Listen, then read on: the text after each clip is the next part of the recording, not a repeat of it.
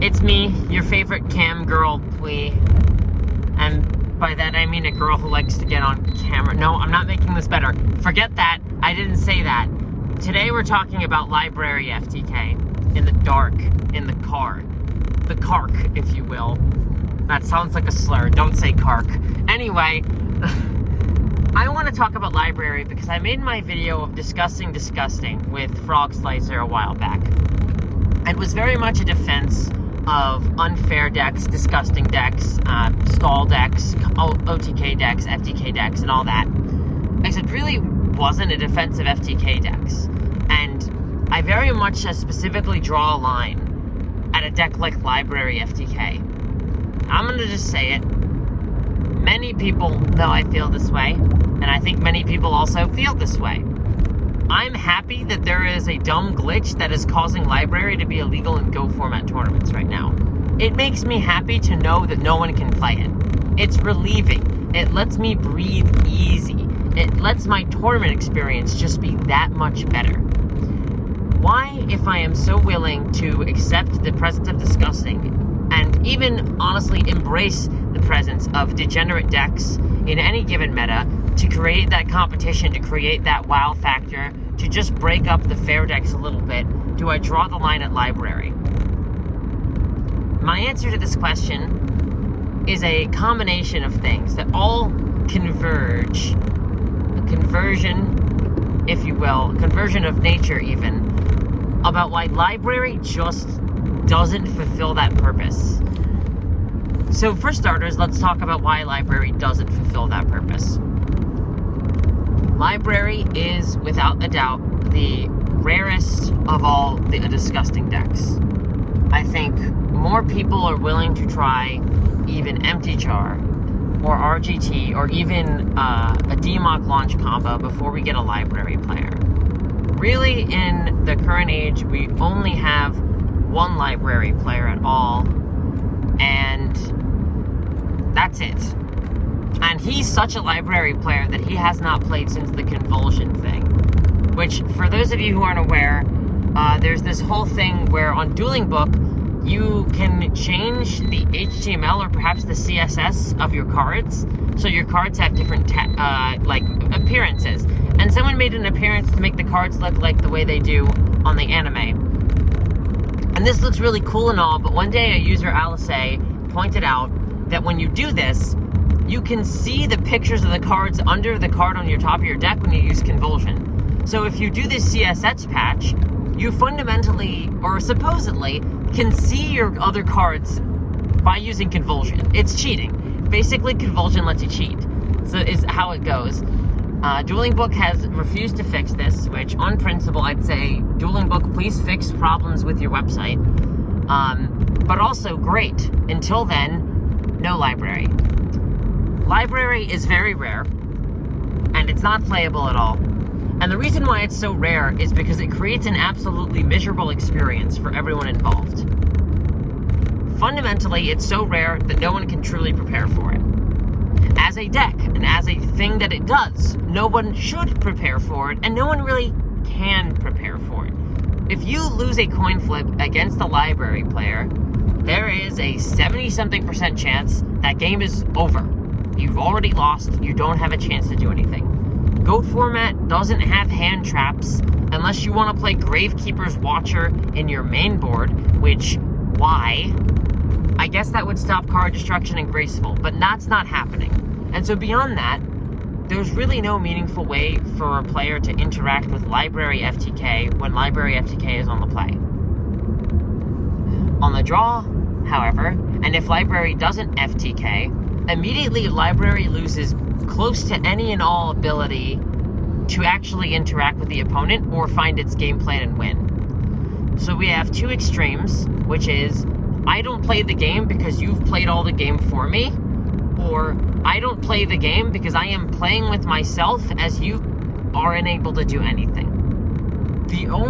I can't even imagine a hand that can't beat Library if they falter on their turn one. I guess maybe if Library successfully walls you out somehow, which I don't know what deck that's happening in. There's very few top tier decks that are going to let that happen. As for the actual side cards versus library, in order to use them, you have to still have a turn. And if you have that turn, congratulations, you've ended the game, essentially.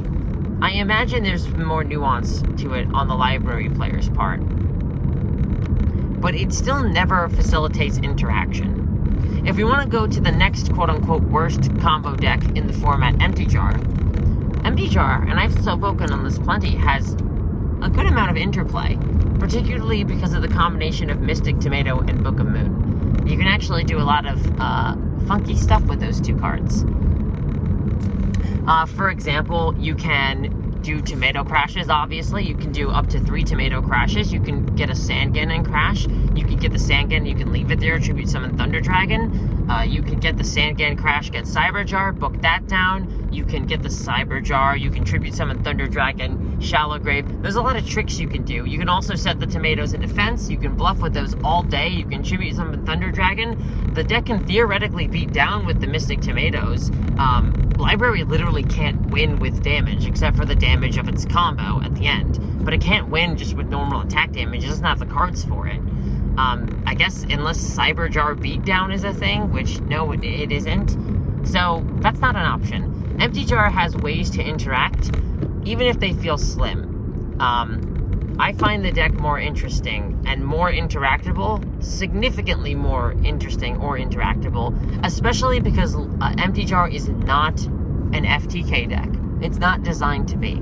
I think there would be very few hands, along with Cyber Jar and Taiyu, where I'd go, yes, I am going to go off turn 1. Most of the time when an E-Jar player goes off turn 1, they don't win that game. And very quickly, the good E-Jar players stop going off the moment they have those 2 cards, and hold on until the conditions are right, which aren't necessarily the first turn of the game. So Empty Jar, one of the most nasty OTK decks in the format, still is more interactable than Library. Library really does not play a game unless it's playing all the game. And then you're not playing the game, and that sucks. Even if this were true, this wouldn't be all of my problem.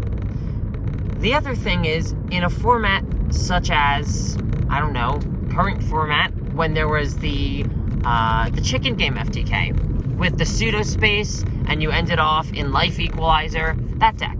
I think it was one of the best iterations of the Life Equalizer and Magical Blast, or whatever it's called, FTK deck. And I loved that deck. I thought that deck was hilarious. I thought making people mad was hilarious. And everyone knew it was going to get banned at some point. But Library's not going anywhere. It's a horrible stain on the format that polarizes things, sure can win, doesn't let anyone play the game, and it's not going anywhere.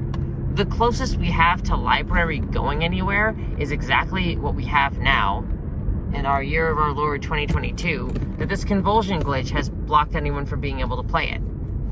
And it gives us this question, I think, that's very worth asking is, where do we draw the line? How much do we want to accept the format exactly as it was created for all of its flaws? There are plenty of problems, and there are plenty of changes we have made, at least micro changes, in the wake of certain conditions. Although most of these aren't supposed to be an opinion-based thing. For example, we don't check our decks for Nobleman anymore, because we've decided that ruling was done and that card text is done to make sure that there's no cheating going on, and that we now have logs to circumvent that form of cheating. And similarly, we have removed hand showing from cards like Mind Crush, and I believe also Royal Tribute and such.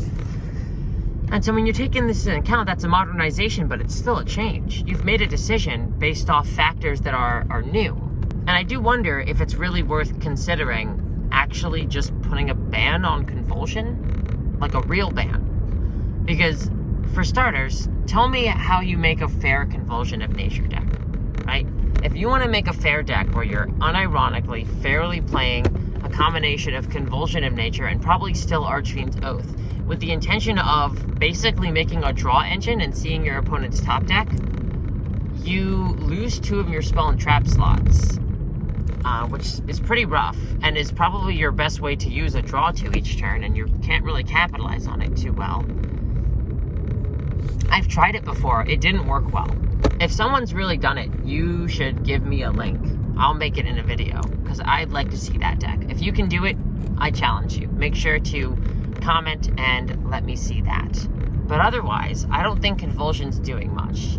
Similarly to how I think if we were to give Shallow Grave the axe, it would effectively kill Empty Jar and not affect anything else. I think it's safe to get rid of Convulsion.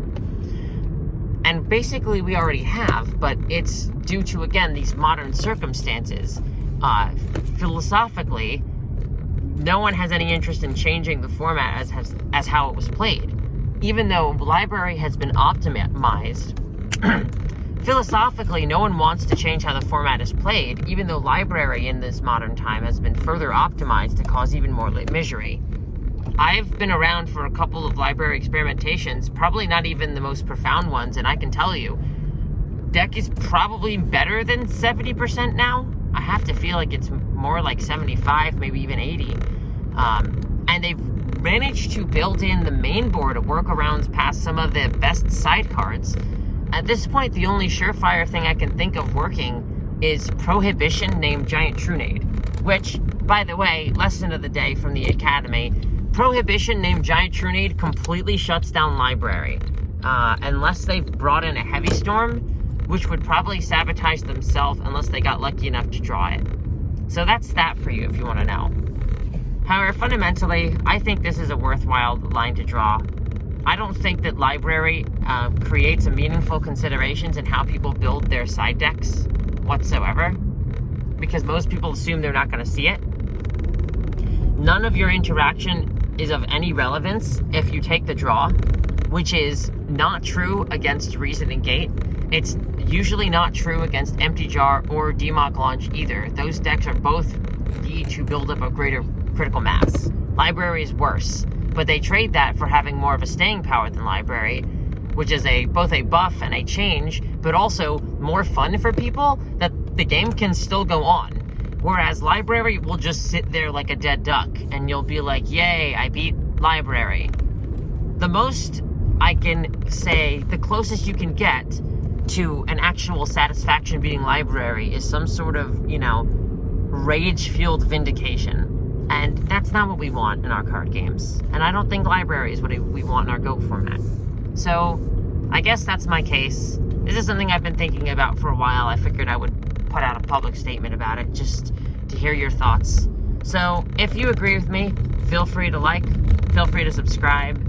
If you don't agree, feel free to still like, but also share your thoughts. Let me know what you think. Maybe there's some stuff I haven't considered. I'd love to hear your thoughts about that. And if you have a deck list for Fair Convulsion, feel free to share. Till then, fuck Library, and I hope you all have a lovely night. Yeah, lovely night.